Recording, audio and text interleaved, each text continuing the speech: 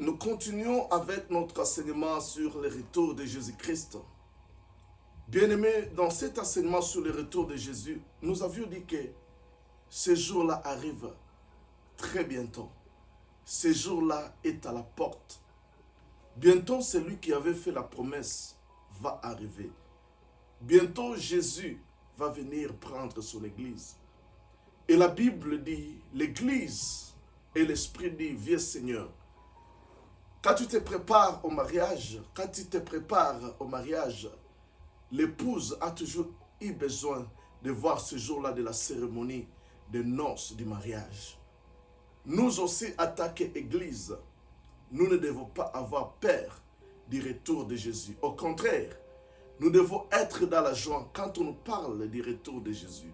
Parce qu'aujourd'hui, les gens aiment qu'on leur parle que Dieu va te bénir ici sur la terre. Oui, Dieu va te bénir sur la terre, c'est vrai, c'est Amen.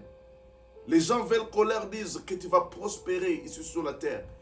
Oui, c'est Amen, c'est la parole de Dieu. Dieu va te faire prospérer sur cette terre. Mais bien aimé dans le Seigneur, il y a une autre demeure.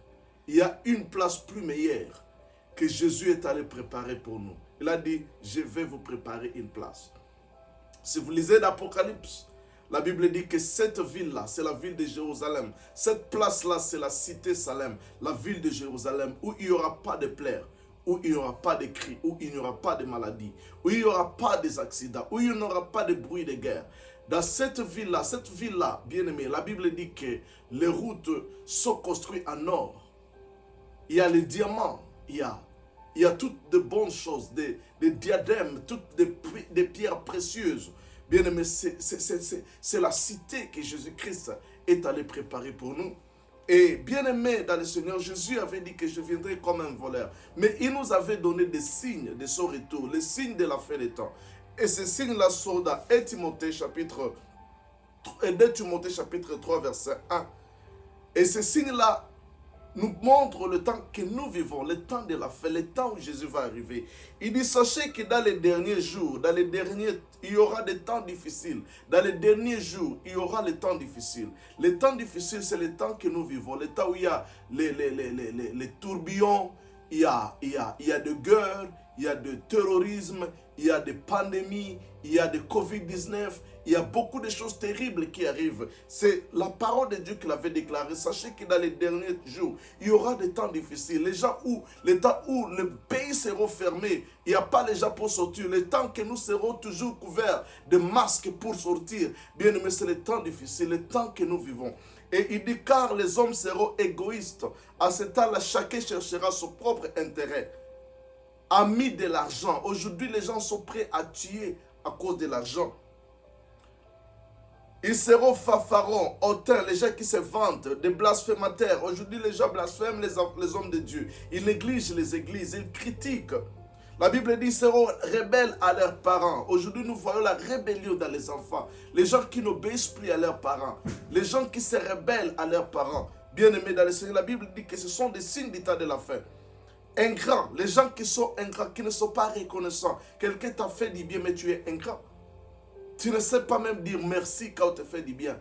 Quelqu'un qui t'a accueilli dans ta maison, mais tu profites pour détruire sa maison. Bien-aimé dans le Seigneur, les gens sont ingrats.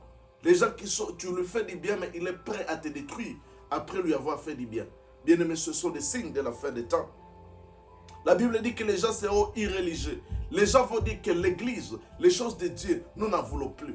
Bien-aimé, les églises sont vides, surtout ici aux États-Unis. Les gens qui sont à l'extérieur sont nombreux que ceux qui sont dans l'église.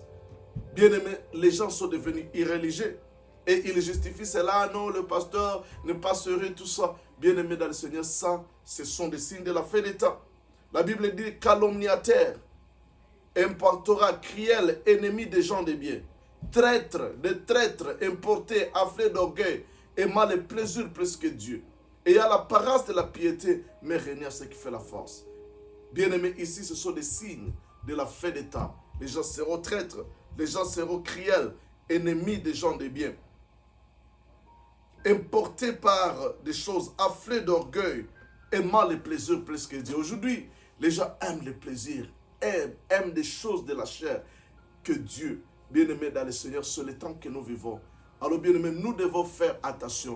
Parce que bien-aimé, Jésus va surprendre plusieurs gens comme il m'avait montré dans les rêves. Quand je me suis réveillé du rêve il y a 20 ans, Jésus m'avait dit, va dire à mon peuple que je viendrai au temps où ils ne s'y attendront pas. Bien-aimé dans le Seigneur, ce temps-là va arriver bientôt.